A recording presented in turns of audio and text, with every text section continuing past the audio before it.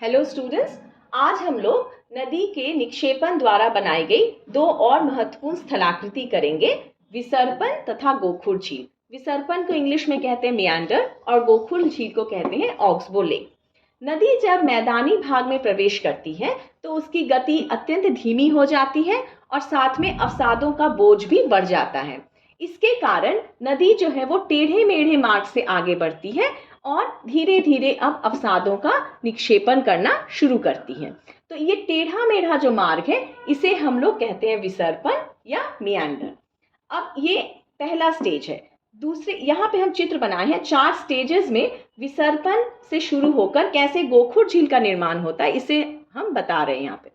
दूसरे स्टेज में हम लोग देखेंगे कि जो ये विसर्पण के कारण नदी जो है एक घुमावदार मार्ग से आगे बढ़ना शुरू करती है और इसके कारण नदी के जो दो किनारे हैं, ये जो घुमावदार मार्ग से इसके जो 2 किनारे हैं ये थोड़े यहाँ पे संकरे हो जा रहे हैं और यहाँ पे अपर्दन होना शुरू हो रहा है और इस भाग में, इन सब भागों में यहाँ पे निक्षेपण हो रहा है। तो ये गोखुर झील के निर्माण में, विसर्पण और गोखुर झील के निर्माण में हम लोग देखते हैं कि अपर्दन, निक्षेपण तथा परिवहन तीनों का, नदी के तीनों कार्य यहाँ पे सम्मिलित रूप से दिखाई देते हैं।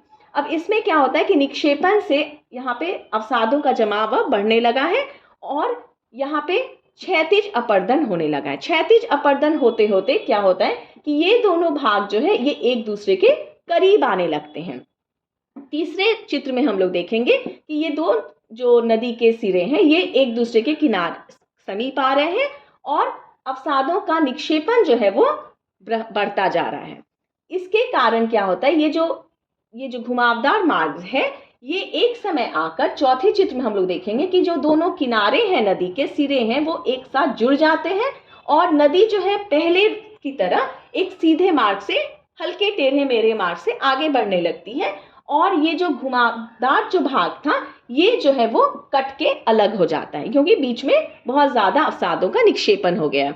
अब ये जो अलग हो गया तो यहाँ पे एक झील का निर्माण हो गया और इस झील की आकृति जो है वो गाय के खुर के समान होती है, इसलिए इसे हम लोग गोखुर कहते हैं और इसे हम लोग क्षारण झील भी कहते हैं क्योंकि ये प्रधान नदी से छूटकर अलग हो जाती है। इसे हम लोग क्षारण झील या इंग्लिश में इसे हम लोग कट ऑफ लेक भी कहते हैं। तो यहाँ हम लोग देख रहे हैं कि 4 स्टेजेस में कि कैसे विसर्पण से एक स्थलाकृति विसर्पण हुई, नदी टेढ़ी मेढ़ी हुई और फिर अलग अलग स्टेजेस में अपर्दन, निक्षेपण होते होते कैसे गोखुर झील का निर्माण हुआ और प्रधान नदी जो है वो अपने एक सीधे रास्ते से आगे बढ़ के चली जा रही है।